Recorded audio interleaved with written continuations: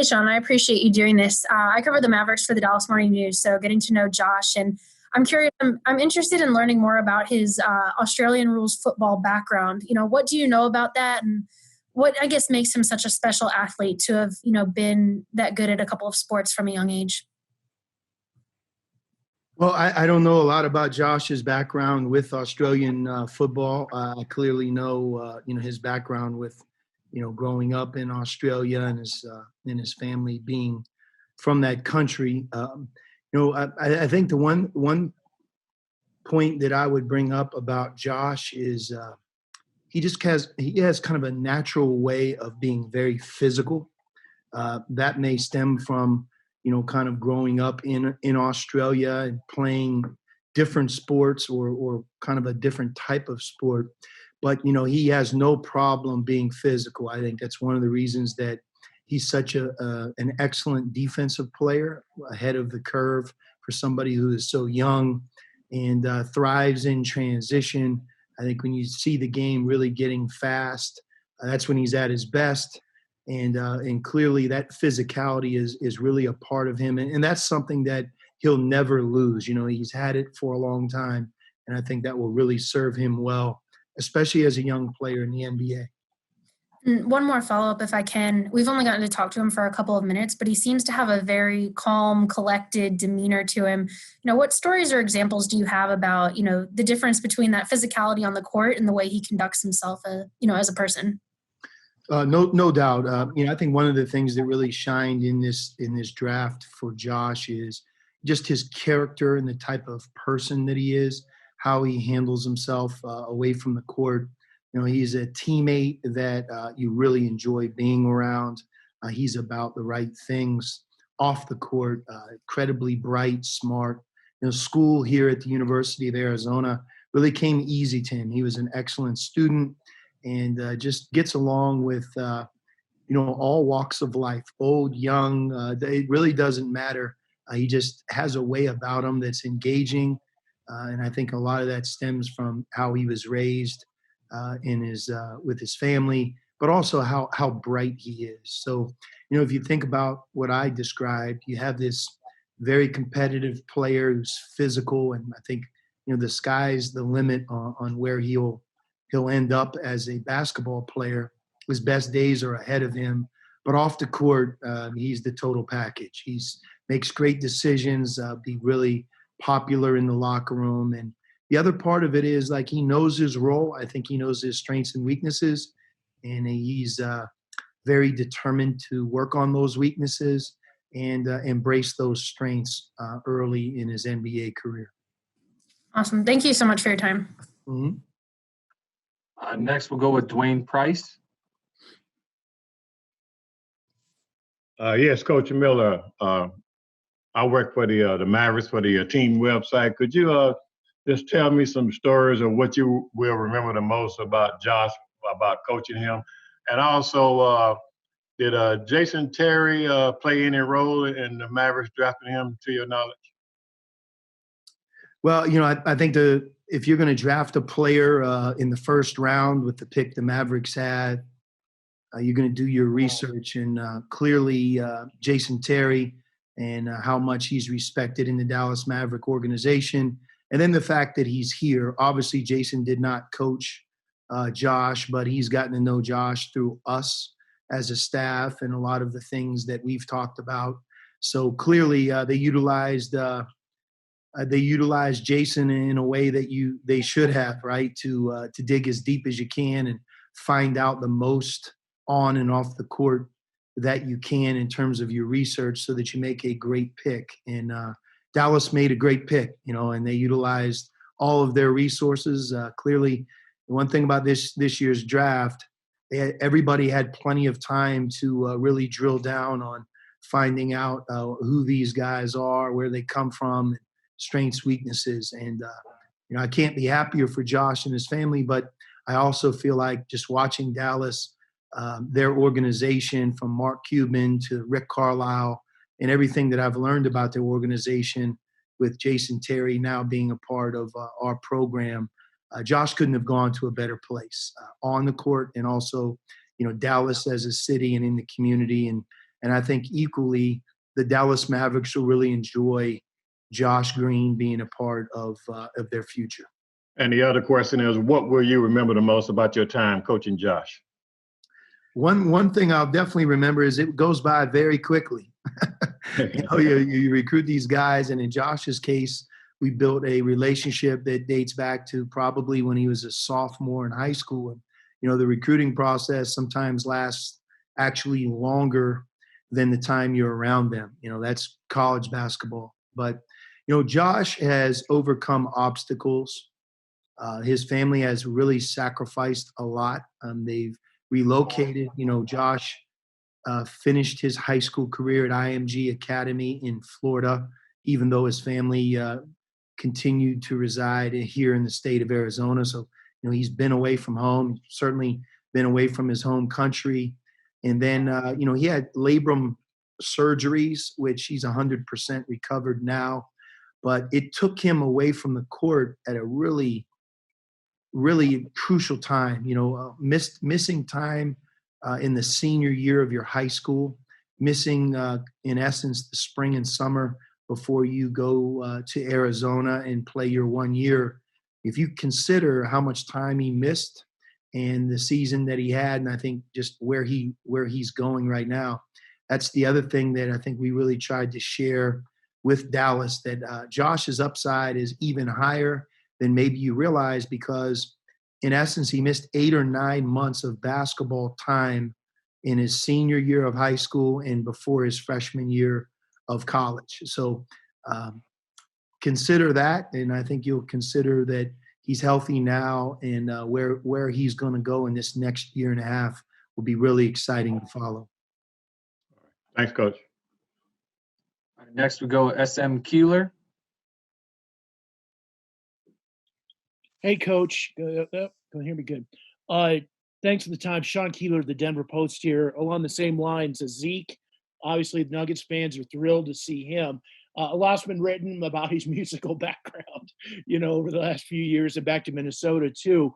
I wonder if you could just address two things related to that. How does that meticulous personality, do you think, translate at the next level, or will translate for him, one? And how does his game on the court, you think, vibe with what, say, Nikola Jokic does, who's such an unusual kind of unicorn of a center guy anyway? Yeah, I mean, it's really easy for me to answer questions about the 3 players that were drafted. And, you heard the way that I've described Josh Green, and, it really starts with, he's a great kid. I'll just say the same thing about Zeke. He is a phenomenal kid. Comes from a great family, as all 3 of our freshmen who got drafted came from. But the one difference between Zeke and like Nico and Josh is, Zeke came out of nowhere. And when we began the recruiting process and recruiting Zeke, in some ways, we really wanted to recruit him because we wanted to have a guy like him in our program for more than a year or two, because it's difficult on our end when you have really talented players and they leave so quickly, right? It's not easy just to get the next version of Nico, Mannion, Josh Green, Zeke, Nnaji. So that was our intention. And, he was ranked maybe not even in the top 100 players in his class. And then he started to emerge, played for a very, very good high school basketball program and travel team program in Minneapolis. But his work ethic, family structure that he comes from, I mean, he might have improved more of any first-round pick in this year's draft if you date back 24 months ago. And I think that's important to consider, because usually when somebody improves and develops at the pace that he developed over the last 2 years, you have to have really a great feel that that's going to continue here in the next year, 2, 3, simply because, he also was the youngest player on our roster a year ago. He's younger than Josh and Nico. So take all that into consideration. And, when you pick sometimes for upside potential and like where a young player can be in a year or 2, 3, which Denver is doing that as well as any franchise in the NBA right now, they really were on it. in terms of picking Zeke where they had. The other thing that I'll tell you about Zeke is his game really fits today's NBA game. He is at the beginning stages of learning a lot of things, but he can switch pick and rolls. He can hard hedge pick and rolls. He can guard people away from the basket, but he's physical. If you look at his body right now, I think he's about almost 250 at 5% body fat, and he's 19 years old. You kind of look at that. He can also guard people close to the basket. He's got a great motor. Can't say enough about him. In terms of like his musical background, I'll just put it to you like this. It's easy to do these feel-good stories when some of these young people can do more than just play basketball. You don't understand the type of pianist that Zeke is. He's world class. Like when people went to his home and asked him to play the piano for them, because in his home he has a little studio there. When he started, it just kind of like took you back. I mean, he could do about anything you can do on a piano, and I'm sure you'll learn that as he moves to Denver. But you're right, very disciplined upbringing, and I think that shines not only on the court but off the court.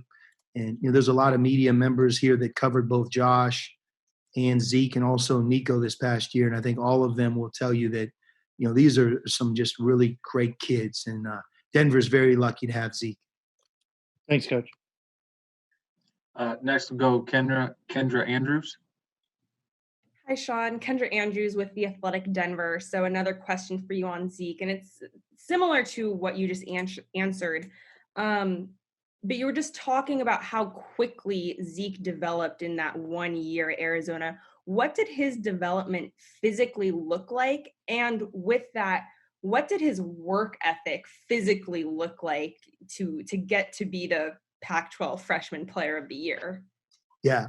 I mean, Kendra, the one thing this draft really speaks to is the depth and quality in the Pac-12 this past season.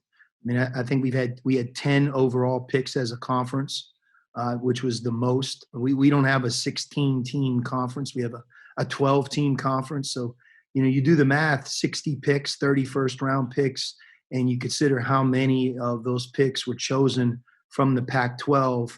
Now you think about Zeke playing in the Pac-12 last year. We probably would have had 7 teams in the NCAA tournament as well. So it was a terrific conference a year ago, and Zeke's ability to produce as a freshman, being the Pac-12 Freshman of the Year, just his consistent double-double shooting percentage. We've had some amazing players at the University of Arizona over the last almost 40 years, and if you look at Zeke's 1 year with us, freshman, there are very few you can compare him to. I mean, he had arguably one of the top 3 freshman years in school history. So he's a productive player. You're not just picking him on what he can become, but you have to kind of take notice of what he actually did a year ago in the Pac-12. The second thing is when you recruit somebody, a lot of times you engage in conversations with their family and him on what they can do in their senior year of high school to be the most ready they can be when they show up here at Arizona. And, oftentimes that conversation is good when you have it, and then, they go on and have their senior year, and we're coaching Arizona, and they're almost as a quiet period where they just are high school seniors, which is fine. In Zeke's case, he really it was almost as if he was doing our strength and conditioning program while he was a senior at Hopkins High School. I mean, he won the state championship in his senior year, and while winning the state championship and finishing up academically, his body just really changed because 4 days a week, 3 days a week, and he had a trainer and, again, has a very disciplined approach. That physical maturity, coupled with the fact that he's so young, he wasn't the same person in the fall of his senior year of high school as he was in the fall of his freshman year with us. Like, a lot changed, not just during his time with us, but also prior to him coming here. And he's that type of person that whatever you tell him to do, he's going to do. whatever role you give to him, he's going to embrace that role. I know that probably sounds like a coach that really loves a player, but like it transcends that. When I say it, the Denver Nuggets will really see that he is very, very rigid in doing the things that you want him to do on the court, which, every organization, team, and coach respects that. So for us this past year, he played both the 4 and the 5. We asked him to do a lot of different things for such a young player. And I think when he becomes a part of the Denver Nuggets, whatever they would like him to do, whatever they would like him to work on, he will do it. Thanks, Coach. Next we'll have Wes Goldberg. Hey, Wes Goldberg with Bay Area News Group. I cover the Warriors. Talking about Nico Mannion, what is it about his game that you think will translate well to the NBA, and how do you think playing in the NBA will help him improve? What areas do you think he should be focusing on for development? Yeah, Wes, one of the things that we're really fortunate to have in place here at Arizona, just, with the 3 guys that got picked, think about the 3 organizations that chose them. You have the Dallas Mavericks, obviously, in the Western Conference, a playoff team. You have the Nuggets that are advancing in the playoffs and have had unreal back-to-back years with such a young group. And then obviously the Golden State Warriors, an iconic franchise, a coach in Steve Kerr that we know really well. But, Mike Malone, Rick Carlisle, Steve Kerr, the 3 young players that were drafted from our program, they're so fortunate to have them as their coach and to really be a part of that type of culture in the NBA. I think it's going to get all of them started off on the right foot. To answer your question directly about Nico is, Nico has a very strong arsenal offensively. As he gets stronger, and that's something that I think he will do just by getting older and working. I know he already has since he's left Arizona. His shot-making ability will really stand out. I mean, he can shoot the ball deep, can shoot the ball off the dribble. He has an assortment of runners and floaters and finishes. He can really play at a fast pace, very comfortable, not just when he has the basketball like a lot of point guards, but if you find him in transition or as the ball starts moving fast, a lot like the style that the Golden State Warriors already play, he'll really fit there because he's a dynamic shot maker and also is able to find his teammates and make the correct pass as well. We asked a lot of Nico, Josh, and Zeke this past year. They had a lot of very good teammates around them.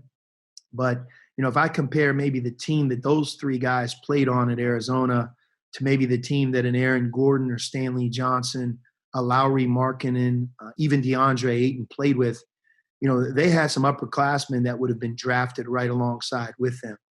This past year, we were totally dependent on the level of performance and play of those 3 freshmen. And a lot was on Nico's shoulders. And I think the percentages that he shot and a lot of the good things he did, for example, if he was a returning player in our program, I think, his percentages would jump off the charts. And I think that same progression will be made by him leaving our program and being a part of a new style and NBA franchise. I mean, you'll see that he shows up with an incredible skill level. It's almost like a gift for him. And I think that fits Steve Kerr. I think that fits their philosophy. And Steve's very familiar with Nico because of his background at Arizona. And I think I'm sure they value that pick, even though it was a little bit later in the draft. I believe Nico will be a really good pick for the Golden State Warriors. And then, I'm sorry, just as a follow-up, what were your conversations like with Nico during his freshman year? It'd be up to be more specific. You said you asked a lot of him as far as his coachability and things like that. I mean, just as, working with him as your point guard, what were your conversations like? How was he just, being coachable and things like that? Very coachable. He's a very smart young man. Ditto, as I described, Nico comes from an incredible family, mom and dad that love him. And obviously both his mom and dad were great athletes themselves. His dad who played at the highest level, played in the NBA, played for some great coaches, knows the game. And so, Nico's been playing basketball since he was a youngster. He's played in the FIBA game, which I think will help him transition to the NBA. Nico loves to play fast, and that 24-second clock, I think, really, really fits him. But, we asked Nico to really embrace the defensive side of the ball. And if you would have evaluated him early in November, maybe when we scrimmaged or had our exhibition games, and then you watched him, down the home stretch of his freshman year in the Pac-12 tournament, month of February, he really improved defensively, in large part because he has ability on that side of the basketball as well. I think he learned a lot there. But really, whatever we asked of him, I thought he tried to do it to the best of his ability. I was wondering, just following up on what you were asking about the NBA guys, if you've had a lot of months where I'm sure you've been talking to a lot of these GMs and scouts, and I was curious if you were surprised that these three teams picked these guys, and particularly wondering about the Warriors, if you had any conversations with Steve or anybody there in particular about Nico, wherever they, again, did anything that you kind of learned on the intelligence wire there or whatever surprise you or not surprise you about I mean, these guys, you think about it, they have millions of dollars to make one pick, to make two picks. They're not going to rely on one conversation. They're going to rely on a lifetime of information and a body of work. We have some of the smartest people in the world that are a part of the NBA, at the executive level, general managers, owners, and then you have the coaching staffs. They dig in, they drill in. It's not a phone call of 20 minutes that's going to determine whether any of our players gets picked. It's going to be those organizations, really trying to max out and get it right. Our program, we have relationships all throughout the NBA. Jason Terry played in the NBA for 19 years. Jack Murphy was an assistant coach in the NBA. We've had so many NBA players, not just since I've been the coach here, but as you guys know, over the last 30 years as part of our program. So when they watch us practice, and that's the other part, everybody focuses on game production, but a lot of these teams, when they make their decisions, they do it in the months of October, November, not this October, November, but in years past where they're at practices and they spend time watching these guys work and improve. So clearly we've talked to everybody in the NBA, not just the Golden State Warriors or the Denver Nuggets or the Dallas Mavericks, but at the end, it's up to them, those organizations, to make the one and only choice they have. And trust me, they're not doing anybody a favor. They get judged on wins and losses, and they're trying to make the best pick to help the win column.